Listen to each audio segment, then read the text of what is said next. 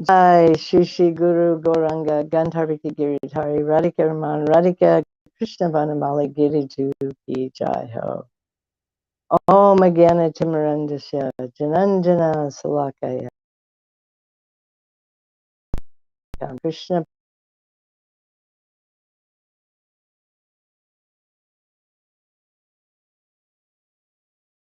Ora Javashena Maha. Hare Krishna Indira. Yes. So it's been a while. I think our last class was on September 25th. So here we're starting again after Kartik. I hope everyone had a very auspicious and nourishing Kartik. And today is the auspicious day of Madhavatiti Bhakti Janani Ekadasi Devi Ki Jai. So it's a very auspicious day to start again. So we have actually finished the first shower. And now we're starting, we've actually done a bit of the second shower. And the second shower is the second stage of bhakti, and the third stage, and the second, third.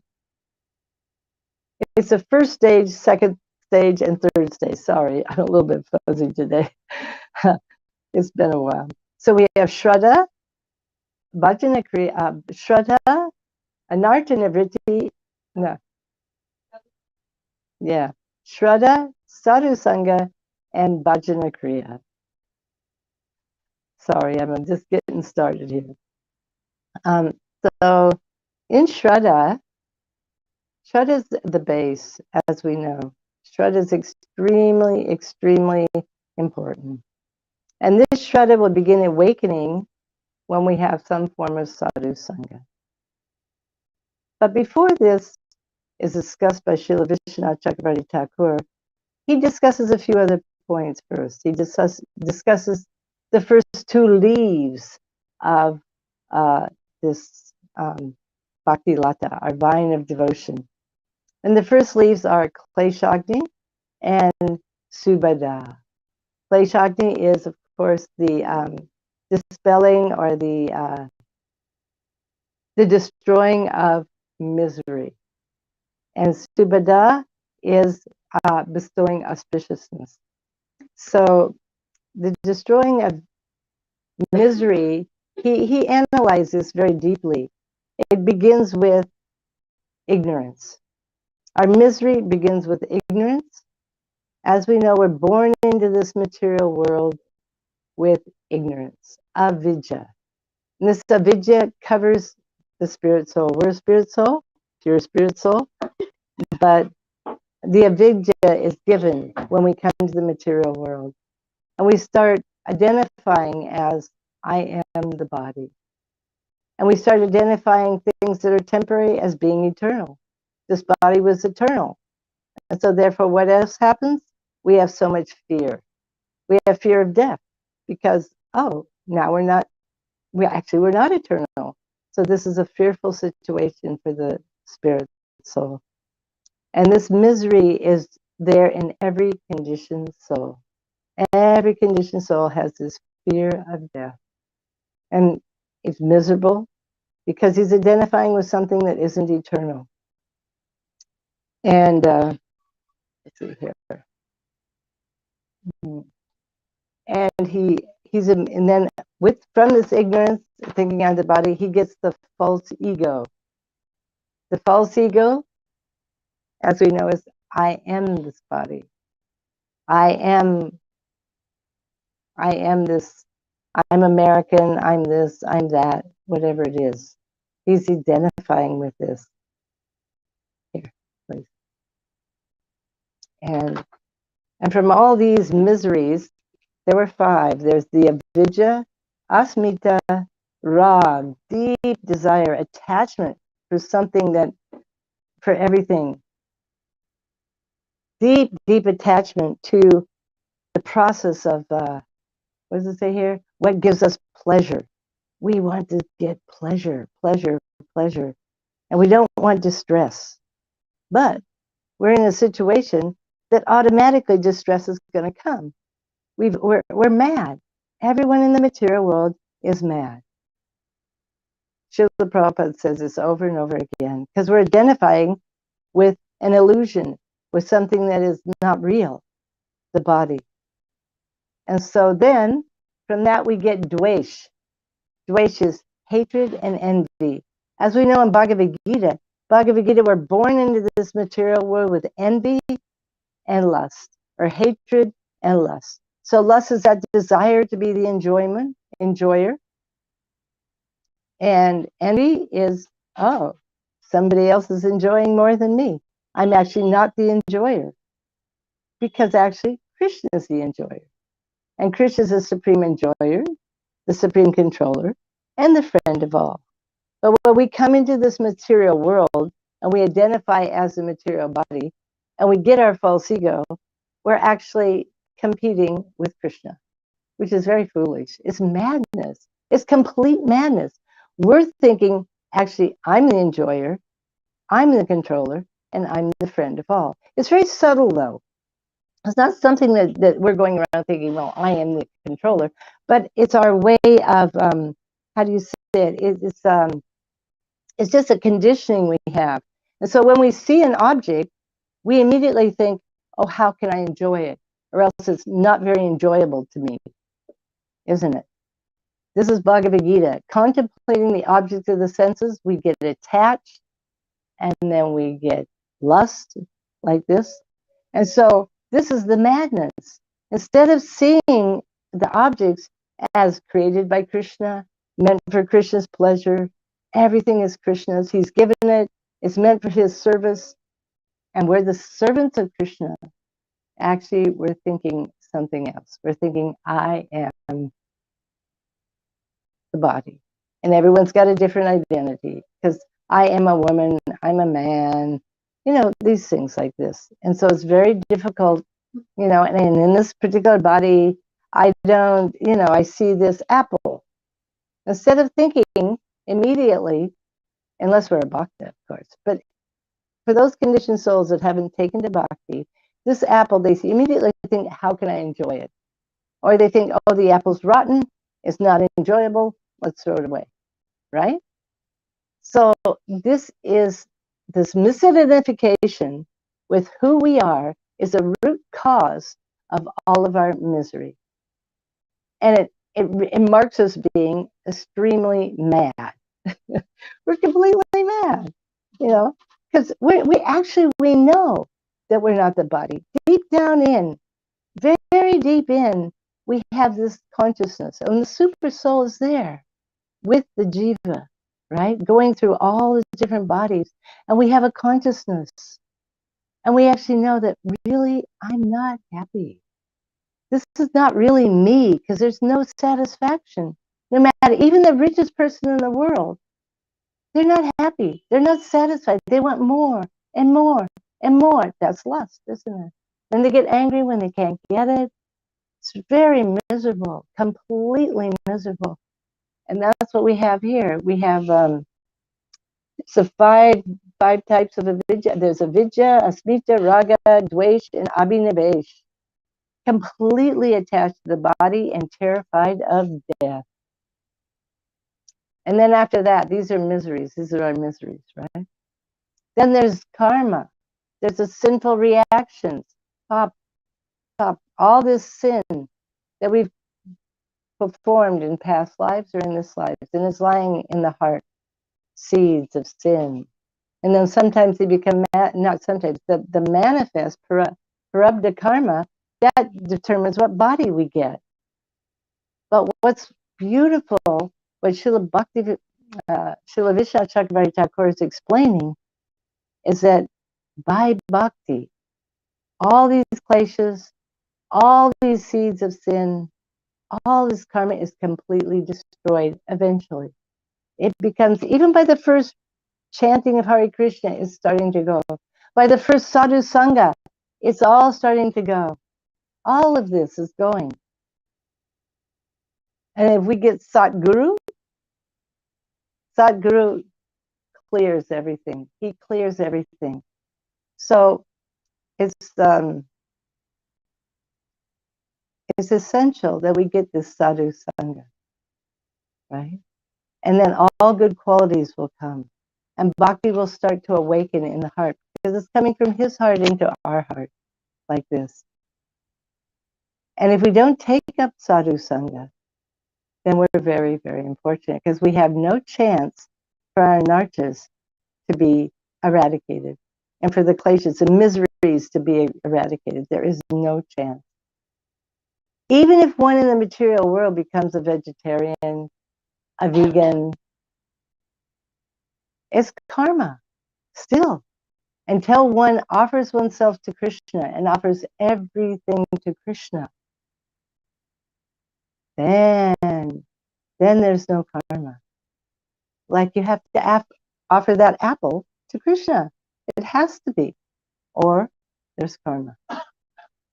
So in Shraddha, when we get our first sadhu sangha, somehow, first sadhu sangha, then we somehow a desire comes for seva, isn't it? Some seva, Krishna seva vasana comes, and we start to understand we're the servant of Krishna. A little bit we start to understand this. I am the servant of Krishna. And with that comes surrender. With that, we have surrender. This is the first stage of Shraddha, is service, a service attitude. And what happens first? We want to hear. We want to hear a little bit more, isn't it? Somehow we meet a devotee or we read a book, and I want more. I want more. And then we start to understand the limbs of surrender. Surrender has 6 stages. We have to accept, actually, as our maintainer, the Supreme Personality of Godhead and his representatives. For us, actually, I know for myself, it's easier to see that my guru, Srila Prabhupada, is my maintainer. And he's a representative of Krishna, isn't it? But he's maintaining me. He's actually maintaining me. He's maintaining us. Sri Guru is maintaining us. And he's a representative of Krishna, Radha and Krishna, who are maintaining every single person. As Srila Prabhupada would say, why do we worry so much about our maintenance? Krishna is maintaining the elephants in the jungle, the ants and everywhere. He's maintaining everyone. Why do we worry about our maintenance? So this surrender is understanding that we're actually being maintained, and that we only need to serve. We need to do Guru Vaishnava Seva. And if we serve, automatically the maintenance will come and protection will come. Isn't this is surrender? Being maintained and protected. And that doesn't necessarily mean that your body is going to be protected. It means that your bhakti will be protected. Because the body, we can see so many devotees, they have something happen to the material body. But since we think we are our body, then we think that, if something happens to the body, Krishna's not maintaining me. Oh, there's something wrong with this. Like in the Christian philosophy they have, why do bad things happen to good people? No. The point is we have karma. But when we become devotees, that karma is eradicated. But what's explained is that we get a semblance of our karma, prarabdha karma. This is explained. And what it means is that Krishna, Guru and Krishna, they give us specific reactions or punishment in a way that will help increase our eagerness for bhakti. Like if we make a willful, purposeful mistake in bhakti, and the example we know is Jad Bharat. Jad Bharat, in the 5th canto of Srimad Bhagavatam, highly advanced in bhakti. His father is Rishabdev. He was a king for, 10,000 years under the order of his father. His father had left. His father is the Supreme Personality of Godhead, an avatar. But He leaves all of his material situation, his wife, his children, his kingdom, everything he leaves, isn't it? Because he wants to do bhakti. He wants to attain pure bhakti. But what happens? He's doing all of this deep, deep, deep meditation, and he reaches such a high level of spiritual advancement. But what happens? One day, a mother deer is coming, drink at the river near him, and a lion roars. A big lion roars. And what happens? She gets afraid, the deer, and she's pregnant. And she jumps over the river, goes to a cave, and she passes away. But as she's jumping over the river, she gives birth to a baby deer. And the baby deer is just floating in the river. Bharat Maharaj happened to be at the river at that time. And he just happened to think, oh, this baby deer needs some shelter, needs some shelter. You see? And I am here. And because he's a devotee, he has this goodness in his heart, his compassion is in his heart. And so then he brings the baby deer. But unfortunately, it's explained by our acharyas that because he didn't really have sadhu sangha, it's not that he doesn't have guru, his father was his guru, but his father left before he even started becoming the king. And so at this ashram, he didn't have daily sadhu sangha. So what happens? He becomes attached to this deer, and he gives up all of his spiritual practices eventually, all of them. Deer is nuzzling him and kissing him, and he becomes so attached. No, this deer is so wonderful, and I should take care of the deer has no one but me, and I should take care of someone who is shelterless. He's come to me for shelter. It's all in the mode of goodness. He has forgotten to use his spiritual intelligence. So you could ask, so what should we do in this situation? What should we do? We have to have affection with detachment. We have to understand the reality of the situation is that baby deer belongs to Krishna. And that baby deer has his destiny according to Krishna. And so we can, as part and parcel of Krishna, this is the detachment. We're not attached to he's mine. He needs me. We're an instrument for Krishna, so we can feed the deer, prasadam. We can make sure like this, but we never give up our spiritual practices. Never, never, never, never. And if something happens to the deer, that's his destiny. This is Krishna's arrangement. So, but why did this attachment come in Bharat? This is also because he's doing bhakti. All of this karma, all this prabhupada karma should have been gone, right? And it is gone. So it's explained in the purports and in the text that he had some unfulfilled desire in the heart. He actually had. He wasn't perfected yet. And due to lack of sadhu sangha, this desire actually appeared in the form of the deer, and he fell victim. He fell from his spiritual practices because of this. We all have some uncontrolled, unfulfilled desires in the heart. And if we don't strongly stick to our spiritual practices, then we can fall victim to these unfulfilled desires. And what happened is explained. Krishna actually gave him punishment, but only short time. Krishna himself, it wasn't the reaction to karma, because he's a devotee. This is all gone. Krishna himself gave him what happened at the time of death. He got the body of a deer in his next life because he was thinking of the deer over. He was so much attached to the deer. In fact, he felt the deer was sitting beside him when he was leaving. Oh, it's just like my son, the deer. And just think in the world today, how many persons have their dogs, their cats, their birds, and even devotees? So we have to be very, very careful. It is not a joke. It really isn't. That is what this story is. This fifth canto of Srimad Bhagavatam. If we become attached to anything other than Krishna.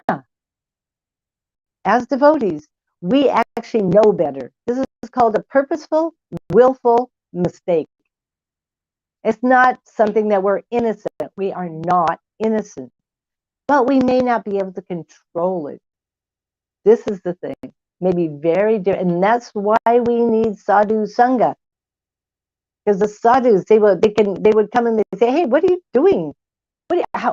You've given up your practices and you become attached to a deer, isn't it? Your next door neighbor will come and say, hey, Vrindavana-vilasini, what are you doing kissing this dog and hugging the dog? And, you know, and you're not chanting, you're just playing around, going out with the dog. And the sadhu, Manjalali, is going to come and say, Vrindavan, you're just in Maya.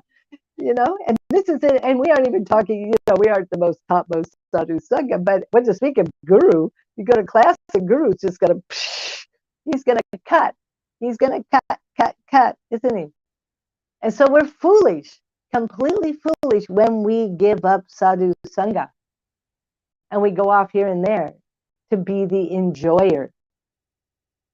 You see, this is the thing. This is that avidya, trying to be the enjoyer and trying to control the situation. So, okay, Vrindavan is difficult.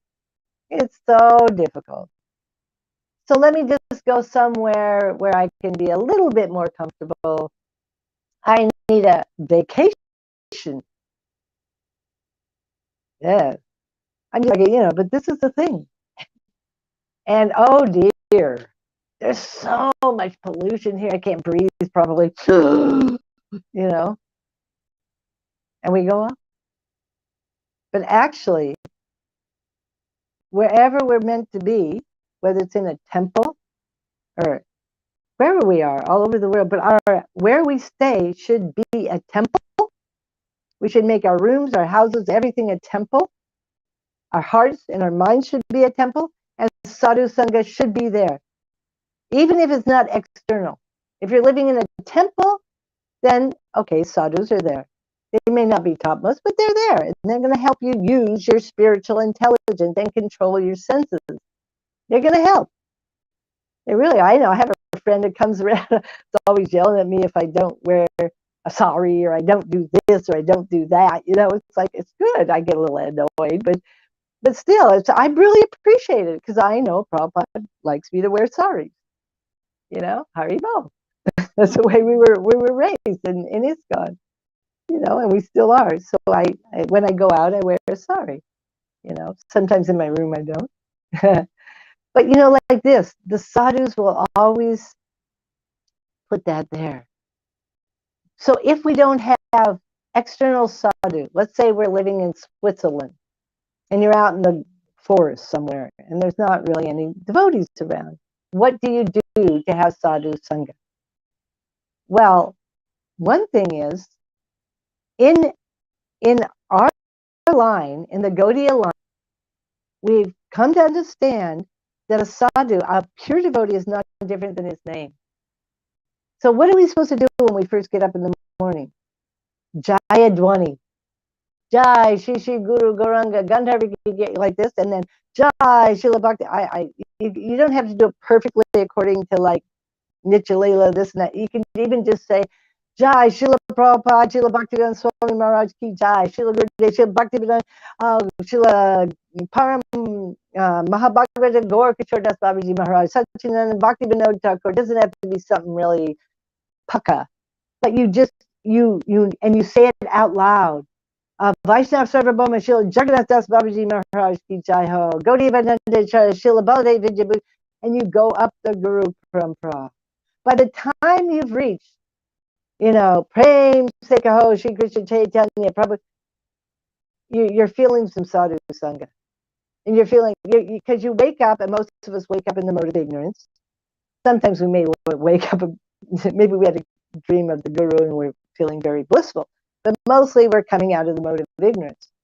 And we're not really so enlivened, maybe at that point. But as soon as you start sadhu sangha, then you start feeling spiritually enlivened. And there's so much. So then you go all the way up to Brahma, right? Then you go to Navadvip. Navadvip Dham ki jai ho.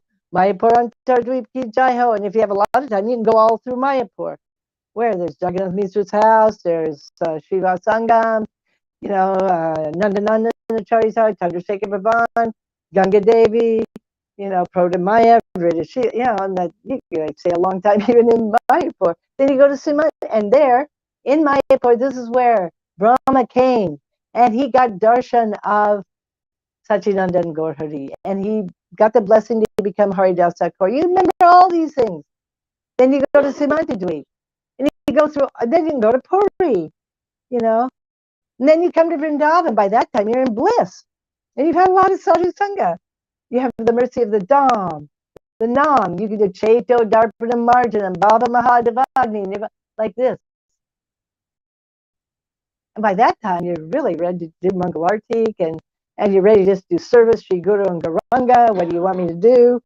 And if you have to work or something, or still your consciousness is high. So there's a reason why Mahaprabhu is given this process. This is the process given by Mahaprabhu. And surrender means, as we're talking about Shraddha, surrender, Seva is accepting what's favorable, as given by our Guru Parampara. So we shouldn't complain ever. They have given us the process. They've given us the sambandha, the relationship. What? We're das, das, das, anudas. Of who? Sachinandan Gaur Hari, who is Jugal. How does it go? It's a Jugal Kishore, what's that? Jugal Dan Garanga Sasi. This is Bhaktivinoda Thakur. Jugal Dan, the wealth of Jugal Garanga Sashi. This is a term he uses. So this is who were the dasa. And we're praying to become the dasi of Srimati Radhika and assist in her service to Krishna, Jugal Seva. But for us, that's an aspiration. For us, who are we now? What is our identity? We're not the body. I'm not an American. I'm not a woman. I'm not this. I'm not that. You're not, Spanish. We're not this. We are a servant of the Vaishnavas, the servants of Sachinandan Gaur Hari. We're an aspiring Rupanuga Gaudiya Vaishnavi. We're aspiring for this, for the moods, following Rupa Goswami, Upadeshamrita, like this, under the guidance of Sanatana Goswami, Raghunath, all our Guru Varga. And we are, if we have Guru, we are the servant of our Guru. Guru Seva, Guru Nishta, Guru Bhakti is the essence. So as soon as we've gone through all this in the morning, we think of, okay, now Shri Guru, what is it? What service for me? Besides, that was also service. But now, what am I supposed to be helping with the writing and publishing your books? Am I supposed to be cleaning the temple, which is my house? Am I supposed to go off to work because I need to make some money to maintain everything, the family? But it's seva, Guru seva. And you have your Prabhu Dr. Desh that your Guru has given you at this point in your life. It may be in Switzerland, it may be in America, it may be here in Vrindavan. But this is your place, our place of seva. And it's Guru's ashram. The whole world is the ashram of Nityananda, Akhanda Guru Tapa. And specifically, we're in the section of Rupa Goswami. We're in Vrindavan. Everyone around the world who's aspired Rupanuga Vaishnavas actually should be in Vrindavan. Their heart and mind should be Vrindavan. Vrindavan is our Prabhupada Desh, is our home. Like this. Atmasat, please, Rupa Goswami, make me like you. Let me be part of your family. Well, actually, I really am. But let me not be a disgraceful part of your family. Let me become a very, somebody you're going to be proud of, somebody you're going to, be happy. Oh, this is my follower. Oh, well, yeah, she's here. She's trying the best she can, but which is good. That's good. But we want to become like Rupa and Sanatan. And that's possible for us. Prabhupada said something really amazing in one of his purports in the 5th canto. I in regards to it's Bharat Maharaj. He's just incredible. He says, so we have this ISKCON, and for us, ISKCON is not an institution. ISKCON is the entire, Brahma Gaudiya Sampradaya. That is ISKCON, right? So he says, so we want that anyone who comes to ISKCON, to this Sampradaya, right, that they will have the chance, because we're all following our bhakti, practicing our duties, that they will be able to go back home, back to Godhead in this life. He says that. That's incredible. What hope. What encouragement. If we would just get serious and accept what's favorable, reject what's unfavorable, accept Krishna and Guru and Krishna as our maintainer, our protector, and be very meek and humble, I am nothing. I am such an insignificant spirit soul, very fallen, but by the mercy of Shri Guru and Krishna, I have come, and I'm so grateful. I am so grateful, and we surrender. Atmanivedana. Let me please you with my words, my thoughts, my activities, my deep inner moods. Let me please you. For me, Srila Prabhupada, right? And in that way, pleasing Prabhupada, Guru Seva, Guru Nitya, the whole Guru, Rupa Goswami will be pleased, Nitai will be pleased, Chaitanya Mahaprabhu will be pleased, and eventually they will take me to this, they will allow me entrance into Radha and Krishna Leela. My Bhav will come, the Siddhadeya will come, Prem will come, and entering into Radha and Krishna's Leelas will come. That's what Madhurya Kadambini, the last chapter, is Prem. Prem, entering into Leela. And where does it start? At Shraddha, faith. But this is a preliminary faith, because then we have the next, which will come, Nishta. Until we get to Nishta, Vishwanath Chakravarti Thakur says something very interesting. Because we're thinking, oh, wow, yeah, okay, I'm doing this, but it's really tough. And all these things are, it's like, it'll be described, the 5 persistent obstacles. Or there's so many, the 6 stages of an unsteady nishta, so many up and down and this and that, and become desires for things that we shouldn't be desiring, profit, adoration, distinction, all these things are bothering us. We're trying to chant, and our mind's going over here, and, it's really tough. So Vishwanath Chakravarti Thakur explains, why is this? Because it's like these anartas are like spears. You know a spear? They use in a, you can kill someone with a spear. Yeah, a spear. Yeah, a spear. So a spear, he says, until we reach Nishta. So we're down here trying to, practice this Shraddha, Sharanagati, Seva, getting our, it's like spears piercing our heart. And he says, when your heart is being pierced by spears, how can you enjoy a meal? You cannot. So at our stage, we cannot really enjoy.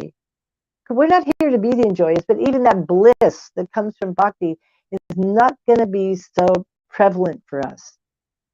So we have to, at this point, follow Rupa Goswami and being very tolerant, very patient, being enthusiastic to practice, even though we may be sometimes miserable, or not even miserable, maybe just nothing, kind of like these kind of what we call in the ozone, just not feeling anything.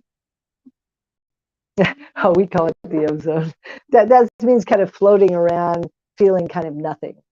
I'm not feeling happy, I'm not feeling sad, I'm just kind of nothing. Because that comes, doesn't it?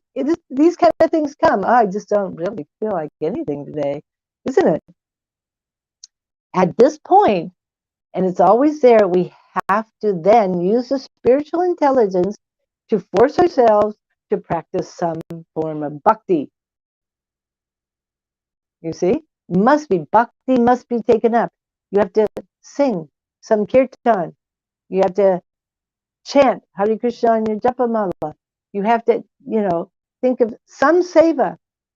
Bhakti has to be practiced by force, for the pleasure of who? Sri Guru, Sri Guru. And then some kind of happiness will come. Because it's the Ladini Shakti that gives the happiness. It's Srimati Radharani, who is the embodiment of the Ladini Shakti. And that's how devotees get any kind of, she gives happiness to Krishna and happiness to the devotee. So when she sees us struggling to do bhakti, struggling to please our Guru and Gauranga, then she will give some mercy. And Guru will give some mercy, the representative of Srimati Radhika, like this. But it might not come right away because we're not here. We're trying to learn bhakti, which is selfless. At this point, we're kind of practicing bhakti for our own happiness a lots of times. We're not practicing bhakti just for the pleasure of Shri Guru and Gauranga and Radha and Krishna. We're not. We've come because we were miserable, right? And so we've been told that if we practice bhakti, we won't be miserable anymore. Oh, this sounds good. I'm tired of being miserable. And then we're here for a while, and at first, this will be explained later, we're very happy and everything's going very well. And then all of a sudden, it becomes very tough, doesn't it? Then we have to run into all of our companions, devotees, and we aren't pure devotees, so we have anartas. So sometimes we run into different false egos in different situations, and anger and all these things. And we get upset and we let our mind get very agitated. Someone might say something to us and we come back to our room and we let our mind just go through this over and over. Why did he say, yeah, I don't know, all these things. And Hare Krishna. And so, Hare Krishna. You can just put this. So then at that point, when we finally, this is why at that point you either need to go to a devotee who is a little bit more advanced, a devotee who has some affection for you, a devotee who will say, oh, Vrindavan, there you go, Vrindavan, wait a minute. I had this happen to me once, actually. It's a really, really nice pastime. I was in ISKCON Los Angeles, and I had was having a big fight with the temple president. And we were like really going to it. And we were standing in the office there, and all of a sudden our GBC, who was another person, whose door was right there, he opened the door. And he said, he didn't even notice it, but he just came to me and he said, Vrindavan, I think you've forgotten Krishna. Come in my room. And so he left the president out there and he brought me into his room and he started talking about Lord Jagannath. And he didn't even talk about what had been happening. Nothing. He just got me to remember. He said, you've forgotten Krishna. Let's talk. So we started talking about Krishna. I think it was Lord Jagannath and Rath Yatra, whatever it was. And of course, I became happy and I forgot about it. And then after some time, the temple president kind of comes in and he's not angry anymore. And we just kind of, all the anger was dissipated. Because this person, instead of coming out and getting angry at us and trying to, he didn't get involved at all. He just said, you've forgotten Krishna? Let's remember Krishna. And he completely changed the whole atmosphere, changed my heart, changed his heart. So this is what we need to do for each other, isn't it? Help each other in this way. When some of these things come out and the times get difficult and the spears are just stabbing us, we're being stabbed by spears. These are anartas, they stab in our heart and we can't enjoy anything, right? So then we have to take shelter of someone who can help us. And if there's no one external with us, then we can pick up a book. We pick up, you can pick up the Nectar of Devotion. You can pick up the Srimad Bhagavatam, Chaitanya Charitamrita, and dive into the Sadhu Sangha and forget this. And usually what you will find will happen is, because the books are the persons. Krishnadas Kaviraj Goswami and whoever they're speaking about, Mahaprabhu is there. They will tell you exactly what you need to hear, isn't it? The books are alive. They are. And if you properly take shelter and pray, oh, please, please, you know, and they will say exactly what you need to hear. And then they'll take you also into the Leela. And when you enter into the Leela, like in Chaitanya Charitamrita, Chaitanya Bhagavat, then you forget this. You're completely transformed. No, not transported. Yes, transported. Yeah, transported to the spiritual world, actually. We are. I remember when I was in Seattle, Washington, which is my birthplace, and my mother was passing away in 1996. And it was very difficult for me. I'd been here in Kartik with Srila Narayan Maharaj, going all over Parikama, and it was the first time there was really English being spoken, and I was so attached. But my mother was passing away, and my relatives kept trying to get me to go, and I was not going. But finally, in the middle of Kartik, I was paying my obeisances. Actually, this is really funny. I was paying my obeisances and at the lotus feet of Srila Narayan Maharaj, and he had his leg crossed, and his foot came down and just banged me on the head. Just went boom on the head. I was really surprised. And I got up, and he went, go! And I realized he meant I should go and be with my mother. So I went, boom, a few days, I went off to be with my mother and help her pass. And it was in the south, and I had another lady, but it was very difficult for me. I'm not so strong in these kind of situations with no extra devotees around. It was hard. I was having to do so many things, and the vibe is really intense. They were even cooking meat, but I finally got them to quit cooking meat, for my father.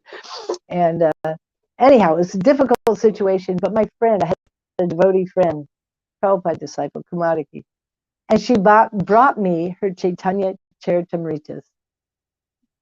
And that was my solace, because my chanting was really not the best. It was very hard for me to become detached from the situation just by my chanting. But when I would read the Chaitanya Charitamrita, and I would read for about an hour or so, I would be completely transported to the spiritual life.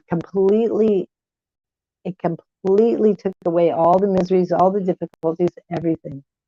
So we have to take shelter like this. We have to have faith, but we have to make ourselves do it. This is the thing, isn't it? So there's never any excuse, actually, this is what we're talking about, of saying, I don't have sadhu sangha. Because there is sadhu sangha. There is. Now, if we can go to a place where the devotees are actually there, that's very good. But if we can't, we have to take shelter of book Bhagavat. This is what Srila Bhakti Pragyan Keshav Goswami Maharaj was saying. In the absence of person Bhagavat, we take shelter of book Bhagavat. And we try and sit together and have istagosi. But if you can't do that, then you have istagosi with yourself. Because sometimes we're all by ourselves, out in the middle of nowhere, isn't it? Even in Vrindavan, sometimes, we're by ourselves. So we have to take it very seriously, the fact that there's never a time when we could say, I don't have sadhu sangha. Of course, we wish, we can always pray for the personal association of the pure devotees. That we should do, no doubt. But we can't use it as an excuse that we don't have it, that we just go into Maya. We let ourselves go down. We were just telling the story of Bharat Maharaj, and how he had to become a sadhu sangha, like this. But he's just an example, because he's a very exalted soul. But Krishna personally gave him the punishment of being born as a deer, but he got the memory. He had a memory of everything, and he was lamenting and remorseful. Just lamenting, how I could do this, how I could give up all my spiritual practice, my worship of the Supreme Lord Bhagavan for this deer. How I could do that. So in his next life, as Jadbharat, he doesn't make a mistake of becoming attached to anyone or anything. He has learned his lesson. So this is what will happen for us. If we purposefully, willfully make a mistake and give up our bhakti, because actually it's because we're so over, there's something in the heart and we just can't quite control it. We've all had that experience. We've all had it. I know I've had it, where I actually know better. I really know better, but I just can't, because I want something. I want something, isn't it? We want something. And so then we don't practice properly. We're not using our spiritual intelligence to control our activities and what we're doing. So this is very, very important. And Guru will give, and Krishna will give that token punishment. Even in front of Sri Guru. We have because we're not so much, I know I lived in Mathura with Srila Narayan Maharaj for 6 years. And that was a very, very purifying, humbling experience.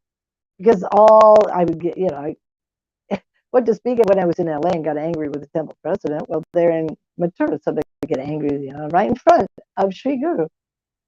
And I was, oh, wow, what have I done? Why? But I could, it just poof, it just comes.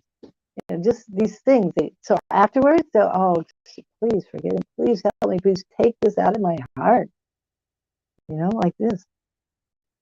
Or we just spend so much time lamenting and crying about something.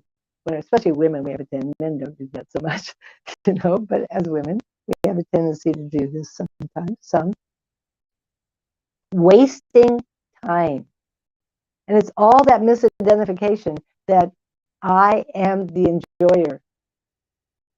And so then we get some kind of enjoyment out of thinking about ourselves and how unhappy we are, how miserable we are, how misused I've been, how that wasn't fair, me. Instead of Krishna, Radharani, Guru, what can I do for you now? What can I do? You see, like this, we get all absorbed in ourselves, in our emotions, like this, or whatever it is, like that.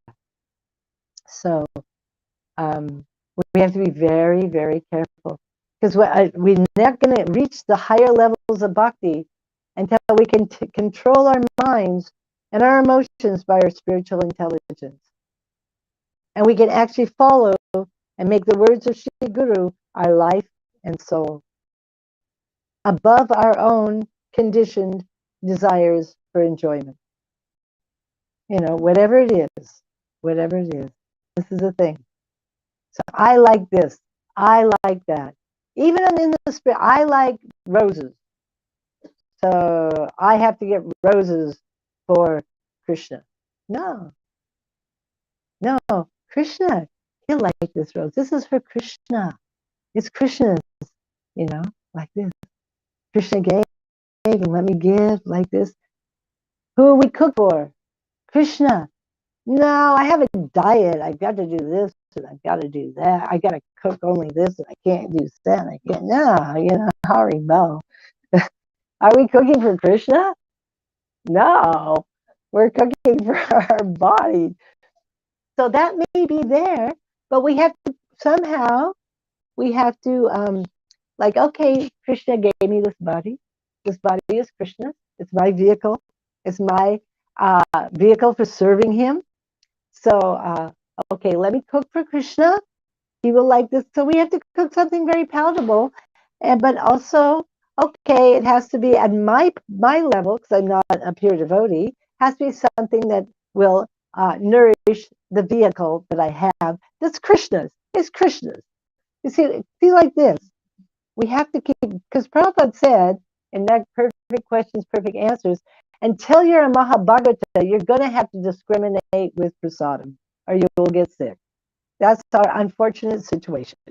We can't just eat 10 samosas and 5 fried eggplants and 10 pieces of sandash and oh, drink all this gulab jamun juice and, and we're going to get a little sick. It's not going to probably work for us.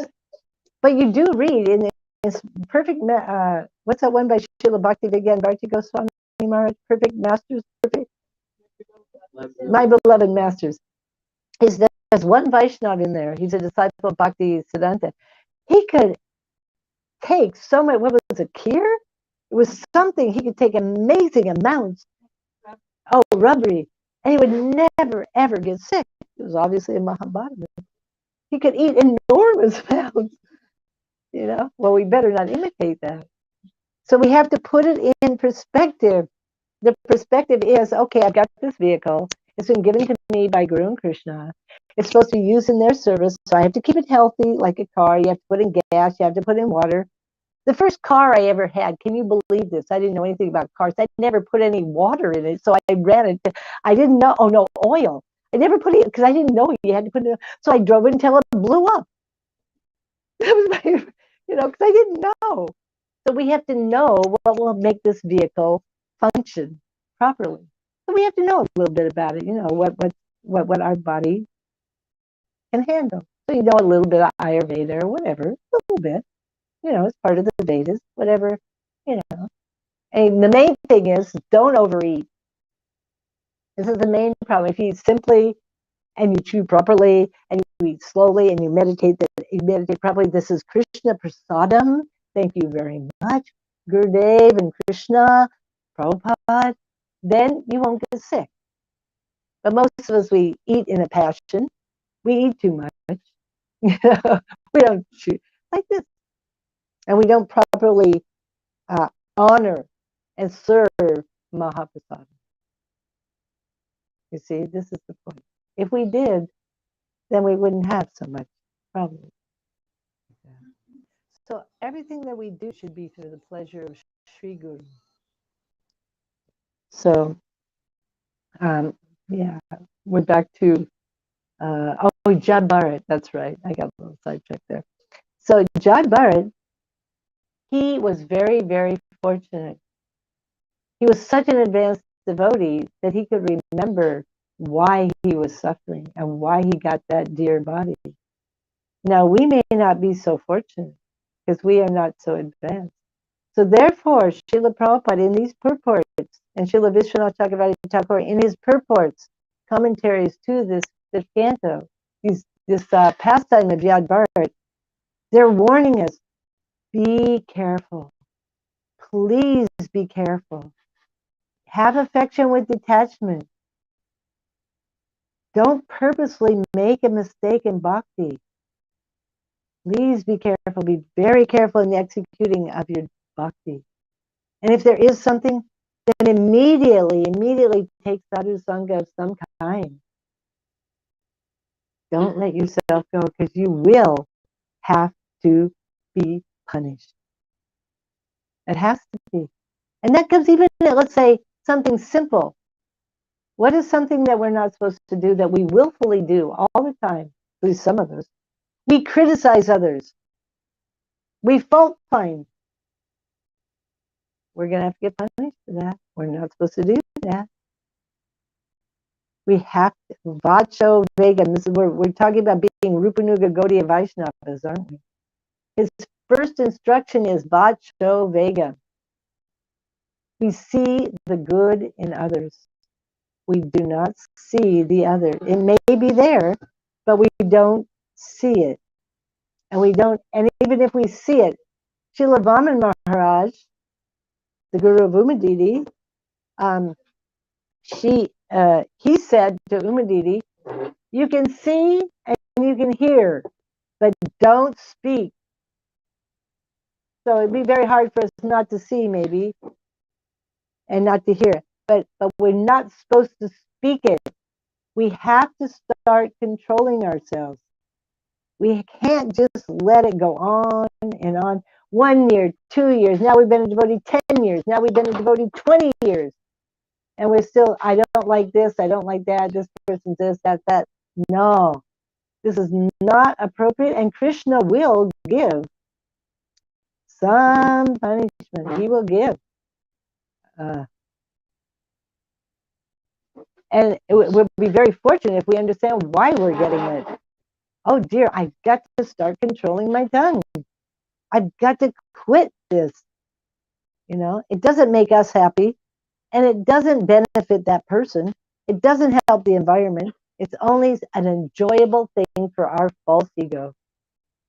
And we're talking about the false kind of enjoyment, isn't it? Makes us feel like we're better. I'm better than that person.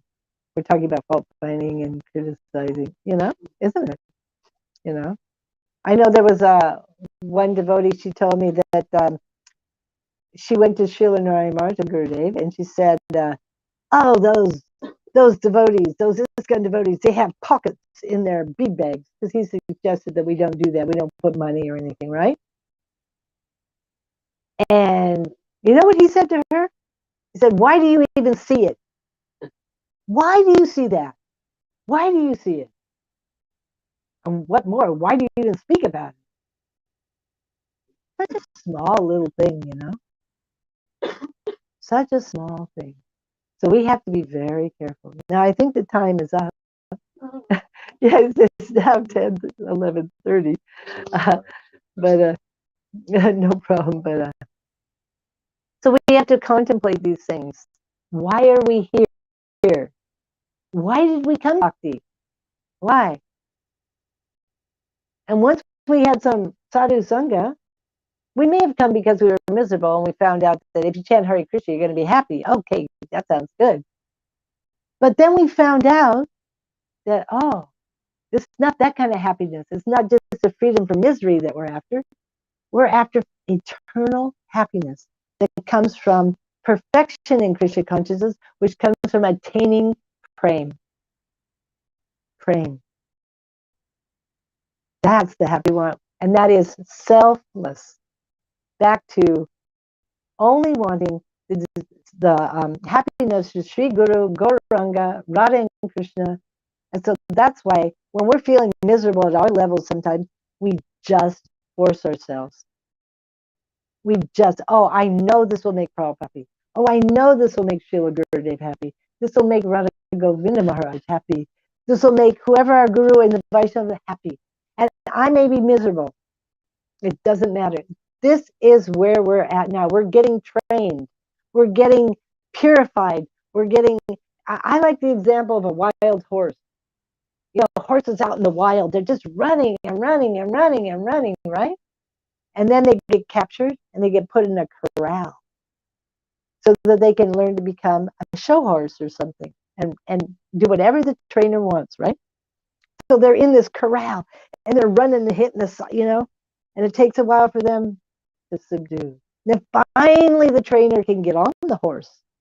And then finally he can start to train. So this is what's happening. We were like wild horses running around in the material world, isn't it? And Sri Guru is like that trainer. And he's got us in the corral of sudden bhakti, right? And so we're trying to surrender. We're trying to become selfless like this. So we need some gratitude to Sri Guru. We understand what he is given us and what he is capable of giving us if we can only desire it, which is prema. And ultimately, the lotus feet of Prem Guru, Srimati Radhika, isn't it? As her dasi.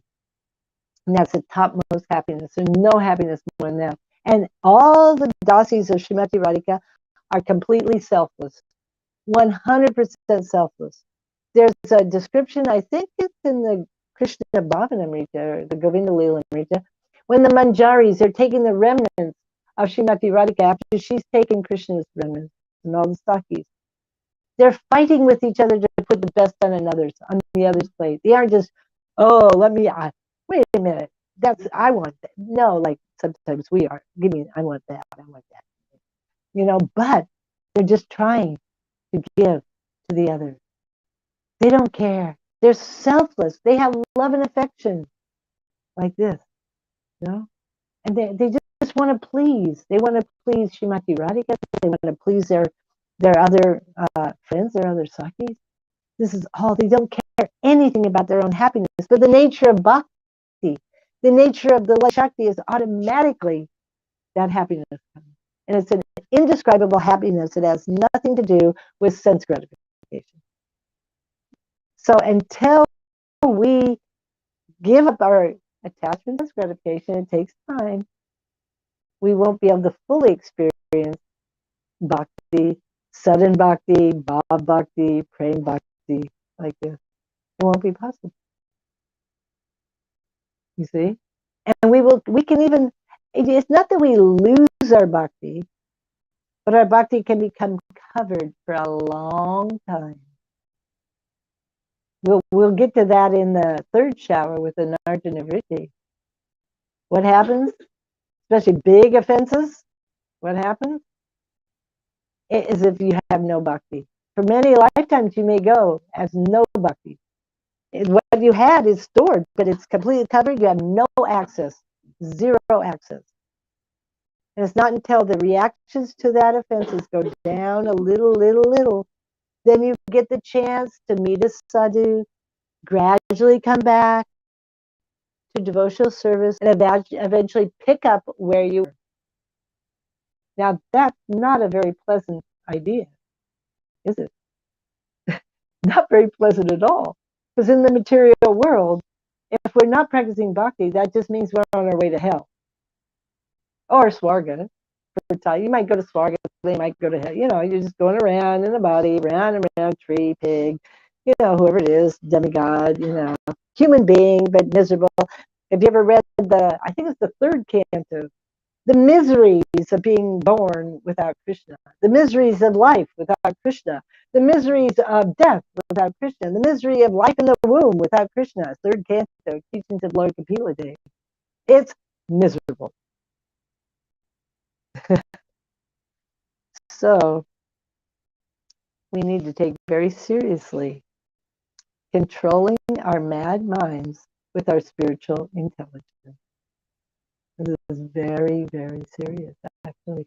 And if we're having a hard time, then we take sadhu sangha. This is what we've been talking about. And if it's no sadhu sangha, right, you know, external, we take shastra, book Bhagavad, like that. Nowadays we have so much technology. You can listen to a class before they get, but now we have, you know, you can listen to classes, you can listen to so many things. And then we have to try and take what's being said seriously, isn't it? Guru Charana Padma. What's a Guru Mukha? Yeah. We'll make the words of the Guru one with your heart. Then what happens? Then your eyes, Chakshudana Dilaya. Then Prema Bhakti Yaha Avijavinasya. So how seriously are we really taking the words of our Guru and the Vaishnavas to heart? And it's not just, you know, 10th canto Rasalila. We're talking about Upadeshamrita, Manashika, what to speak of Bhagavad Gita, what to speak of Srimad Bhagavatam. And it all comes down to interrelationships with the devotees and service to Sri Guru. Because sometimes it's easy to pick up a broom and you're brooming, you know, but to actually relate with devotees in a way that's pleasing to Sri Guru is not always so easy, is it? Because we still have our likes and our dislikes, and our ego gets hurt, and this and that. So it's actually the interpersonal relationship with devotees is the most challenging. The most challenging, to be humble, to be respectful, not want any respect, to be very tolerant for the pleasure of Sri Guru, for his pleasure. And to always think the best and have compassion for all the devotees. We may not get close with them because they may not be practicing the way that we've been told is the best way to practice.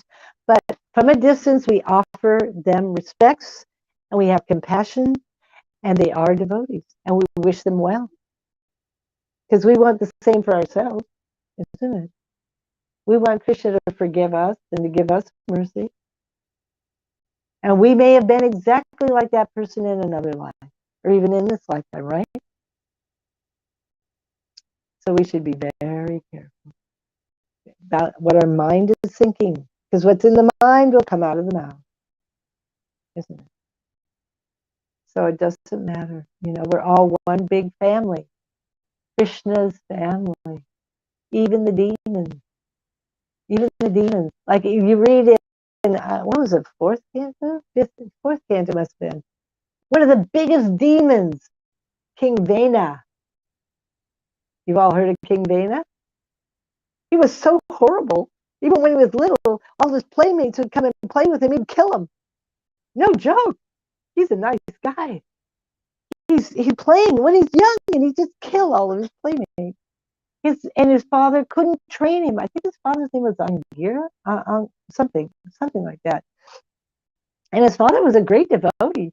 And his father was so embarrassed and so humiliated, and he could not train his son. So he just took off. He left, and he attained perfection, went back home, back to Godhead. And so what happened? Because then the kingdom had no head, so finally they made King Vena the head. And it was so bad, because he was so horrible, that the sages killed him by mantra, right? But who came from him? First, there was a black person who took all the inauspicious, but who came? Prithu Maharaj and Archie. This is an incarnation of the Supreme Personality of God. It came from King Vena. His mother was irreligion. Just by chance, this king, and it's by chance it had to marry this lady who was daughter of irreligion. And so, but it's amazing. But he's a spirit soul. King Vena is a spirit soul with compassion. Wow, he needs mercy, doesn't he? Yeah, we don't hate him. We hate what he represented and what he did. Like this. Okay, we better stop here. Jai ho, jai. Madhurya Kadambini. Yeah, question?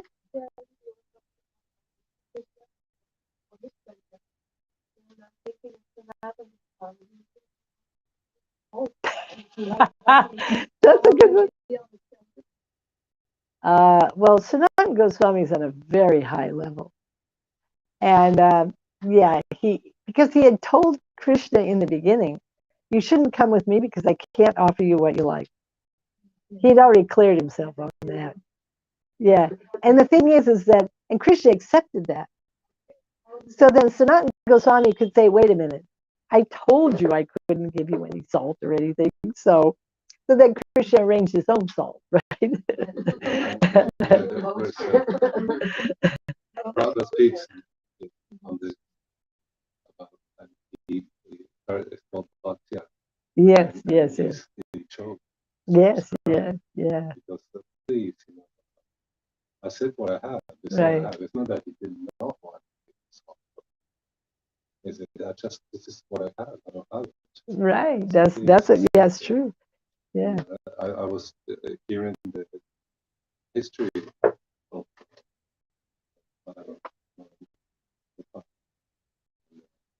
he actually Sanatan was able to build an hut. Right. And yeah. What he would do is just go out every day and play with his playmates. The deity. So this relationship. That's it. It's all relationship. It's not his statue. And the thing is that Krishna loved Sanatana Goswami so much that he loved that he loved that kind of like, wait a minute, I can't, that play. He loved it. Better than someone saying, yes, I'm going to go get you the salt, and very formal. He loved the spontaneous, because that's what Sanatana Goswami is, Labanga Manjari.